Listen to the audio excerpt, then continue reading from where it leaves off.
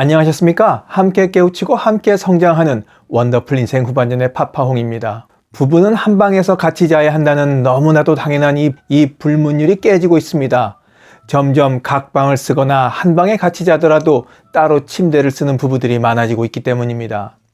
더구나 5, 60대 전후로는 따로 자는 게 마치 정상인 듯 말하는 사람들이 늘고 있고, 따로 자니까 너무 좋다며 친구들에게 적극 권하기도 합니다.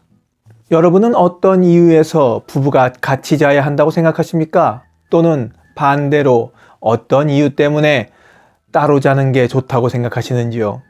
여러분들의 뜨거운 댓글을 기대하면서 본격적인 이야기 지금 시작합니다.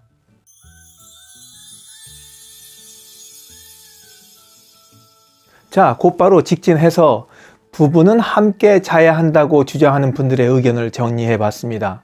부부가 함께 자야 하는 이유 첫 번째, 함께 잔다는 것은 단순히 공간을 공유하는 것에 그치는 것이 아니라 완전히 그 사람을 믿는다는 것을 의미합니다. 인간이든 동물이든 나에게 해를 끼칠 수 있는 위험한 상대 혹은 아직 신뢰를 하지 못하는 낯선 상대와는 함께 잠을 자지 않죠. 남자든 여자든 말입니다.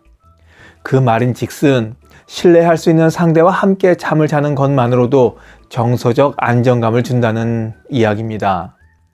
실제로 부부가 함께 자면 스트레스 호르몬인 코르티졸의 수치가 낮아지고 염증 유발 호르몬인 사이토카인의 수치도 줄어든다는 연구 결과가 있습니다.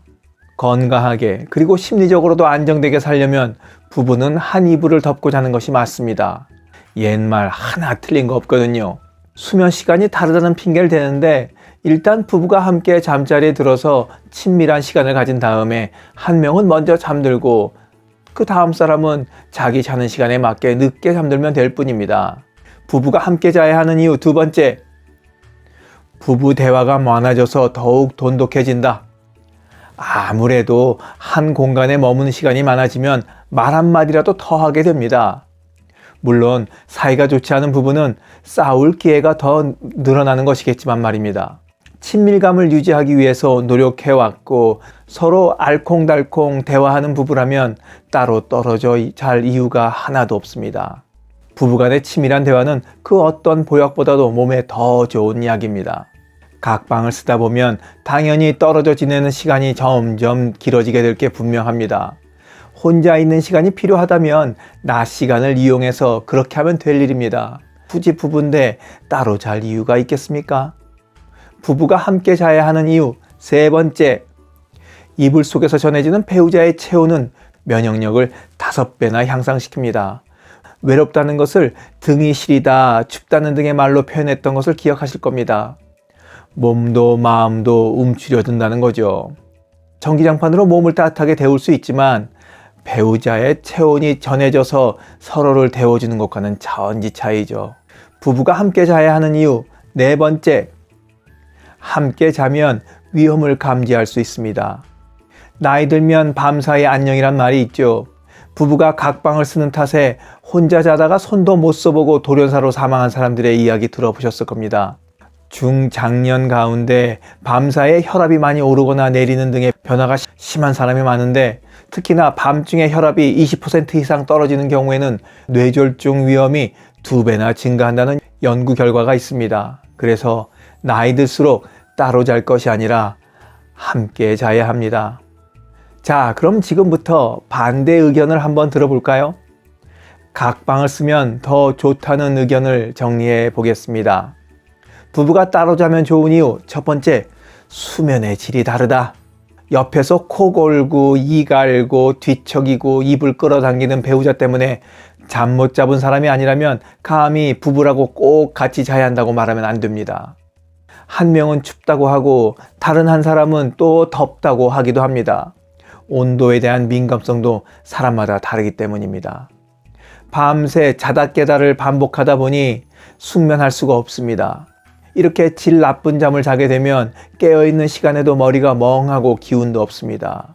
불면은 발암물질과도 같다고 그러죠? 건강하려면 잠을 잘 자야 합니다. 각 방을 써야 하는 이유 두 번째, 생활의 균형을 되찾아 부부 사이가 더 좋아진다.